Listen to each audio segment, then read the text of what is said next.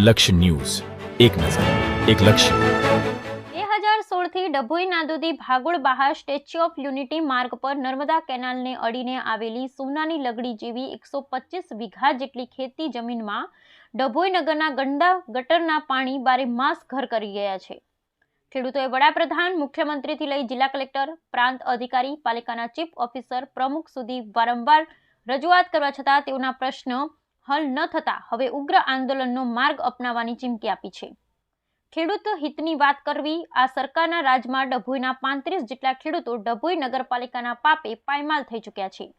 સમગ્ર નગરનું ગટરનું પાણી ડભોઈ નાદોદી ભાગોળ બહાર છેલ્લા કેટલાય વર્ષોથી કાઢવામાં આવી રહ્યું છે, પરંતુ ડભોઈ તિલકવાડા રોડનું સ્ટેચ્યુ ઓફ યુનિટીને લઈને થયેલ નવીનીકરણ સાથે આ ખેડૂતોની લગભગ 125 વીઘા ખેત જમીન પર 2016થી આ ગટરના પાણીના નિકાલની વ્યવસ્થા ખોરવાઈ જવાને કારણે હાલ પણ આ તમામ ખેત જમીન ગટરના ગંદા પાણીમાં ડૂબી રહેલા જોવા મળી રહ્યા છે। ત્યારે ખેડૂતોએ તેઓની વ્યથા ઠાલવતા જણાવ્યું હતું કે 2016થી અમારા ખેતરોની આ જ હાલત છે। આ માટે આ તમામ ખેડૂતોએ એકત્ર થઈ વારંવાર લગતા અધિકારીઓને લેખિત તેમજ મૌખિક રજૂઆત પણ કરીને થાકી ચૂક્યા છે। એટલું જ નહીં, મુખ્યમંત્રીને હાથોહાથ લેખિત રજૂઆત, વડાપ્રધાન ઓનલાઈન રજૂઆત, જિલ્લા કલેક્ટરને રૂબરૂ મળી લેખિત રજૂઆત, પ્રાંત અધિકારીને પણ લેખિત રજૂઆત, ચીફ ઓફિસરને પણ લેખિત, નગરપાલિકાના પ્રમુખને પણ હાલ તાજેતરમાં જ રજૂઆત કરતા છેલ્લા 15 વર્ષથી આ લડત લડતા આવ્યા છે। હવે તો ભગવાનને જ અરજ કરીએ છીએ કે તમામ અધિકારીઓમાં અમારી સમસ્યા દૂર કરવાની ઈચ્છા શક્તિ પ્રાપ્ત થાય એવી કૃપા કરે, કારણ કે 2016થી અત્યાર સુધી આ એક પણ ખેડૂત કોઈ પણ પ્રકારનો પાક પણ લઈ શકતા નથી, તો આટલા વર્ષોથી ખેતીનું નુકસાન ભોગવતા આવ્યા છે।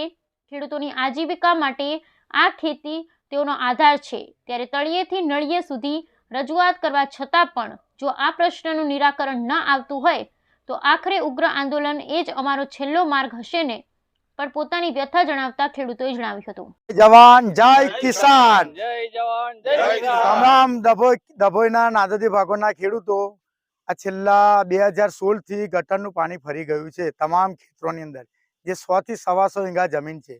તેથી અમે બધા 20-25 ખેડૂતો અહીંયા ભેગા થયા છે ને વારંવાર રજૂઆત કરેલી છે તમામ અધિકારીઓને।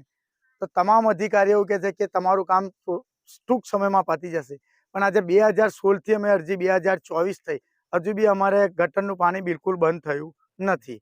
તો અમારે દરેક ખેડૂતની એ જ છે કે જલ્દીમાં જલ્દી ગટરનું પાણી બંધ થાય, જેથી કરીને અમે દરેક ખેડૂત ખેતી કરી શકીએ, કેમ કે અમે કોઈ નોકરી ધંધાવાળા છે નહીં, એકલા ખેતીને જ આધીન છે। તો અમારે સરકાર પાસે એક જ રજૂઆત છે કે જલ્દીમાં જલ્દી પાણી બંધ થાય તો અમે તમામ ખેડૂતો ખેતી કરી શકીએ અને પરિવાર ચલાવી શકીએ।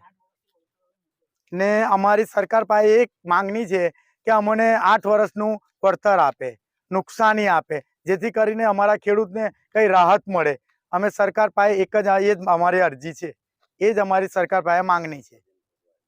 મેં ડભોઈ નાદોદી ભાગોળના આશરે 20 થી 25 જેટલા ખેડૂતોની નાદોદી ભાગોળ સીમમાં આશરે 100 થી 125 વીઘા જેટલી જમીન આવેલી છે।